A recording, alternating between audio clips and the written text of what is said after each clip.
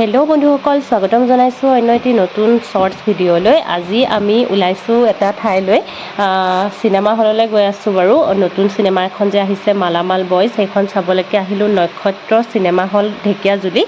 আজি প্ৰথমবাৰৰ কাৰণে আহিছোঁ। মা, মই, নৈকো লৈ আহিছোঁ আৰু বিক্ৰমটো আছেই। আৰু এয়া চিনেমা হলৰ ভিতৰত প্ৰৱেশ কৰিলোঁ দেই। আজি মই প্ৰথমবাৰৰ কাৰণে আহিছোঁ আৰু নৈয়ে এইখন চাব প্ৰথম চিনেমা। তাইক কেতিয়াও চিনেমা হললৈ অনা হোৱা নাছিলে, আমিহে চাইছিলোঁ বাৰু, কিন্তু আজি তাইও চাব আৰু মালামাল বইজখনেই হ'ব তাইৰ জীৱনত চোৱা প্ৰথম চিনেমা। কি বা কৰে বুলি ভয়ো লাগি আছিল অকণমান, কিন্তু বৰ বিশেষ দিগদাৰী একো নাই বাৰু। চিনেমা আৰম্ভ হৈ গ'ল আৰু বহুত বেছি এনজয় কৰিলোঁ। কমেডি মুভি আছিলে যিহেতু, আৰু তাইৰ লগৰ এজনীও পালে, অকণমান উৎপাতো কৰিছিলে বাৰু, মানে ধেমালিহে কৰিলে, আমনি কৰা নাই।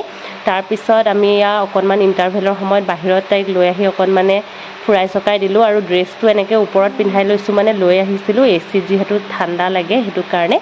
তাৰপিছত চিনেমা শেষ কৰি আমি আহিলোঁ ঢেকীয়াজুলিৰে ৰেষ্টুৰেণ্ট এখনত ৰাতিৰ ডিনাৰটো কৰি যাম বুলি। গতিকে সোমালোঁ। এইখন ৰেষ্টুৰেণ্টৰ নাম আছিলে SR ৰেষ্টুৰেণ্ট, আৰু ইয়াতো আমি প্ৰথমবাৰৰ কাৰণে আজি আহিছোঁ, কিন্তু খুবেই ভাল লাগিলে। ইয়াৰ ভিতৰৰ ভাগ অকণমান দেখাই দিলোঁ আপোনালোকক।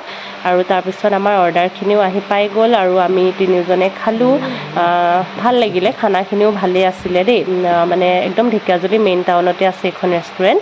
আৰু নৈৰ কাৰণে মানে গাখীৰহে লৈ অহা হৈছিলে ফৰ্মুলা, কিন্তু তাইৰ বিশেষ জলপান একো অনা হোৱা নাছিলে, দেৰিও হৈছিলে, সেইটো কাৰণে ৰুটিকে অকণমান খাবলৈ দিলোঁ, আমি যিহেতু ৰুটি অৰ্ডাৰ কৰিছিলোঁ।